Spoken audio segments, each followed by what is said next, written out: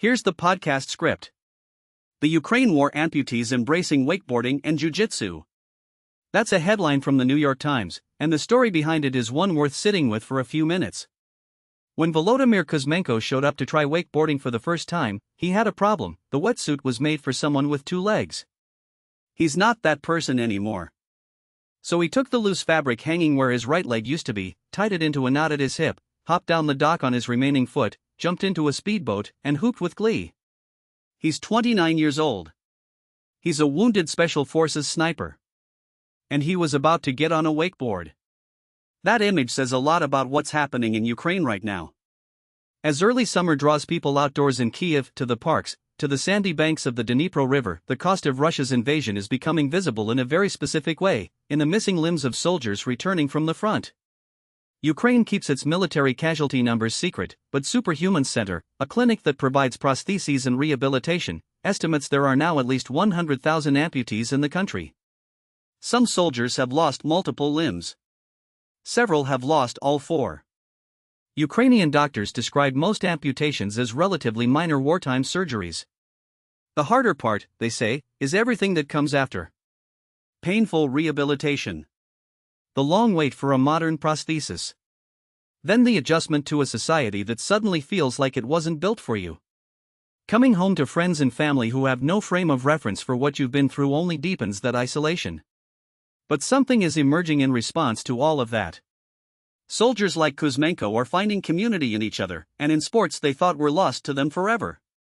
New initiatives, most of them privately funded, are bringing Ukrainian veterans together for soccer on crutches, golf, CrossFit, paddleboarding, salsa dancing, motorcycle riding, running, and hiking. In recent weeks alone, Kuzmenko has learned to use an adapted wakeboard, competed in a swim race, and practiced Brazilian Jiu-Jitsu. 2 Ukrainian war amputees have already climbed to Everest Base Camp. Another group is training to swim from Spain to Gibraltar this fall. A lot of this is possible because of people like Artem Grot. He lost his left foot back in 2019, stepping on a mine in eastern Ukraine during the earlier, more limited phase of the conflict. At the time, there was almost no infrastructure for what he was going through. He had to do his own research. He found Brazilian Jiu-Jitsu, a martial art that, unlike most, doesn't require extended standing, and eventually traveled to Brazil for intensive training. He earned a black belt. After Russia's full-scale invasion in 2022, he decided to expand access to the sport for other veterans. In 2023, with grants and donations including funding from the US-based charity Nova Ukraine, he helped build a new gym in Kyiv called TMS Hub.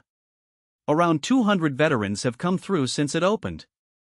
The gym's main coach, Ola Iskra, has trained both civilians and soldiers, and he's noticed a difference.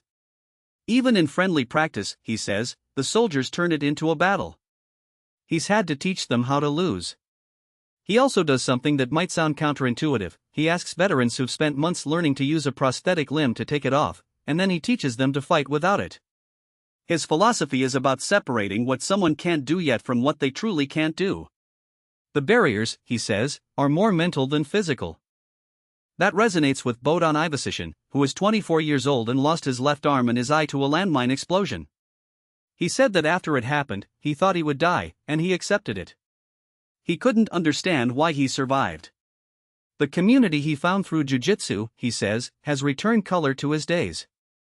Last month, on a day out on the river, he worked up the courage to try a standing wakeboard.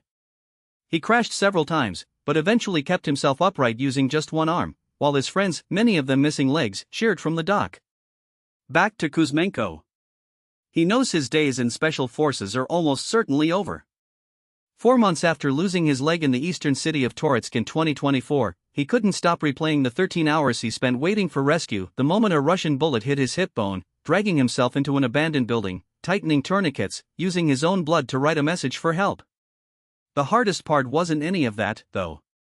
It was learning that his friend Roman, one of the soldiers who eventually saved him, was killed the very next day, returning to the same area to collect ammunition. When Kuzmenko took off on that wakeboard last month, he wasn't thinking about his injury. He was thinking about Roman, who loved a good adventure.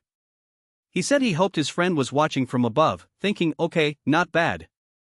That's the story, and it's a reminder that recovery isn't just physical, it's about finding people who understand what you've been through, and then doing something impossible together.